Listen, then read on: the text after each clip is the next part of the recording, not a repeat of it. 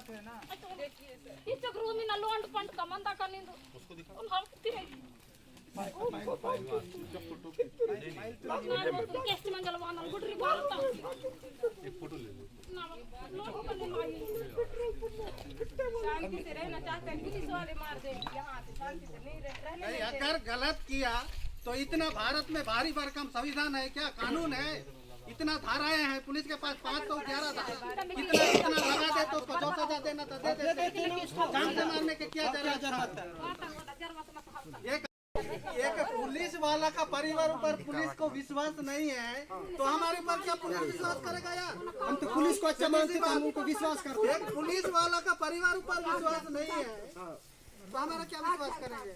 ले जाओ थाना वाला नारायणपुर लगा, हमको थाने यहाँ पर बंदा में नहीं चाहिए हम लोग। हम हजारों साल से यहाँ बिना थाना का। आपके घर में कौन लोग आए थे? इधर कसियाब आए थे। कैसे आए थे? मेरा पति का मृत्यु हुआ उसी कैसे मृत्यु? जो पुलिस वाले ने मेरे पति को मार दिया और नक्सली बना दिए। Tiffin bomb, cooker bomb, wire wire और टेबलेट रख दिए। वो सब सुनकर यहाँ पूछताछ करने आए थे। तो आपके पति नक्सली नहीं थे? नहीं, नक्सली नहीं थे। क्या बोल के गए आपके दादा से? नक्सली नहीं थे, पुलिस वाले बहुत गलत कर रहे हैं बोल रहे थे। और आगे कैसे करेंगे आप लोग? न्याय नहीं मिलेगा?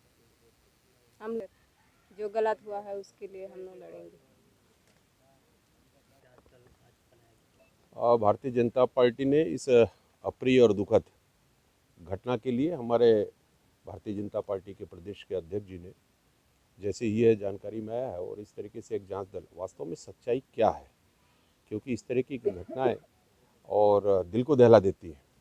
और जैसे कि अभी माननीय केदार जी ने भी कहा कि किस तरीके से अभी लगभग 7 दिन होने जा रहे हैं, 7 दिन के बावजूद इतने संवेदनहीन सरकार, संवेदनहीन प्रशासन और किसी प्रकार की सुध नहीं लिया जा रहा है, बल्कि इसको यह रंग दिया जा रहा है कि अनेक उपाय करके कि किसी तरीके से इस घटना की लिपोपोती की जाए और इस पर इस तरीके से बनाया जाए कि ये नक्सली वारदात में शामिल व्यक्ति था। जबकि हमारे इस दल के नेता और हमारे यहाँ प्रभारी जो माननीय केदार कश्यप जी ने आपके सामने पहले ही इस बात को रखा कि भाई जब वो एक शिक्षित युवा आदिवासी वर्ग को रिप्रेजेंट करता है और ऐसे क्षेत्रों में और बहुत ही संवेदनशीलता का परिचय देना चाहिए। सरकार की चैतन्यहीनता यहाँ तक पहुँची है कि इस पर किसी भी प्रकार का संज्ञान नहीं लेना, ये अपने आप में बहुत बड़ी बात है।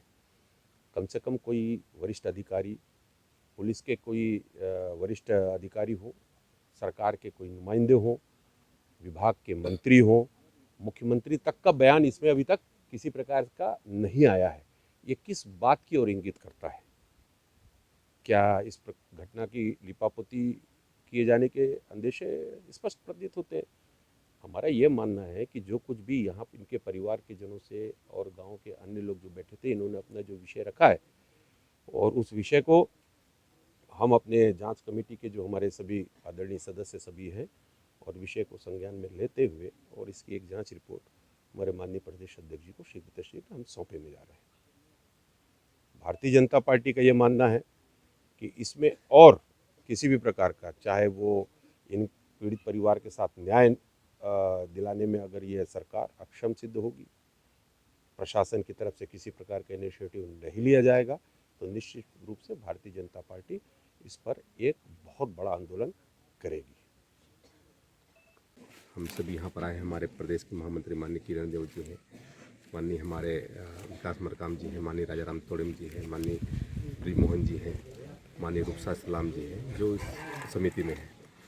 और जो हम लोगों ने यहाँ पर जांच में पाया कि 24 तारीख को ये घटना हुई है और कहीं ना कहीं से ये पूरा जो मामला है ये हमारे आदिवासी भाई को उसको जिस तरीके से उसकी हत्या की गई और हत्या करने के बाद उसको नक्सली बनाने की साजिश इस प्रशासन के माध्यम से किया गया है।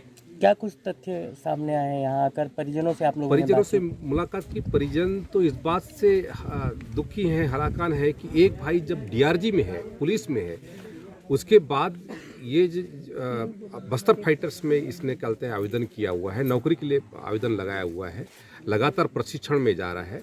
उसके बाद जब पुलिस के संज्ञान में सब कुछ है, अब पुलिस ने न कोई कभी इसके खिलाफ में कोई मामला आया, उसके बावजूद भी इसके साथ में इतनी बड़ी घटना कर दी और हमारे एक आदिवासी भाई को अपने उनको जान से हाथ धोना पड़ा। लेकिन पुलिस अभी भी गंभीर नहीं है।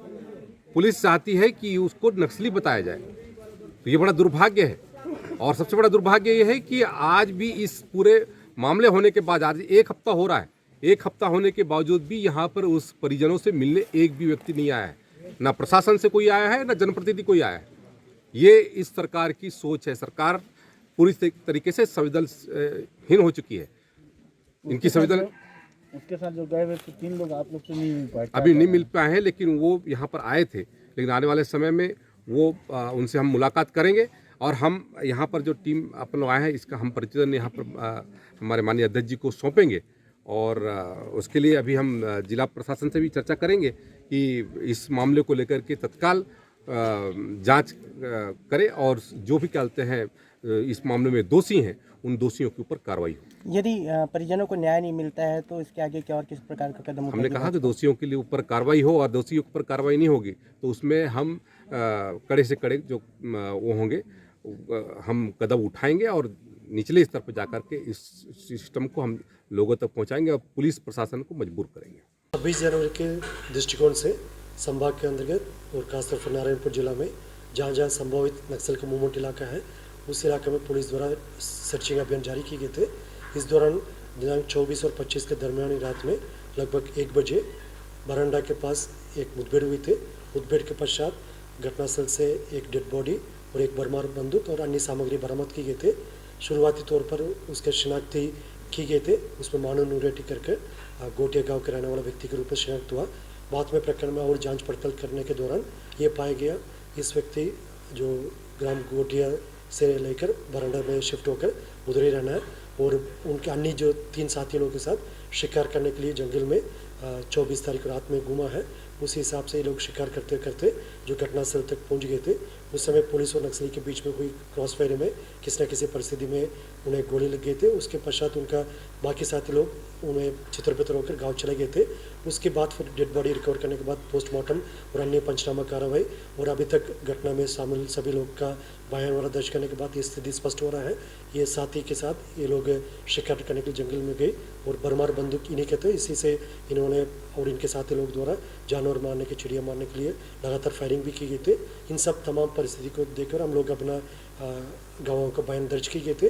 बयान दर्ज करने के पश्चात प्रकरण के अग्रिम विवेचना उसी दिशा में ली जा रहा ताकि सही बात सामने आने के पश्चात इनके जो परिवार के लिए जो भी आर्थिक राहत मिल सकता है और अन्य किसी प्रकार का उनका न्याय हो सकता है, उसी दिशा में अपन काम कर रहे हैं। अभी तक जो मृतक मानव नूरेटी उनकी किसी नक्सल संगठन के शामिल होने का भी पुराना कोई घटना इस टाइप का जो रिकॉर्ड्स नहीं मिल रहा है। अभी तक जांच पड़ताल में ये शिकार करने के लिए जो अन्य साथी लोगों के साथ जंगल जाने की परिस्थिति पाई जा रहा है। इसका प्रकरण का भी प्राथमिक स्टेज में विवेचना है। इसको अग्रिम विवेचना के लिए अभी उसी लाइन से सबका बयान दर्ज करके आगे ले जा रहा है।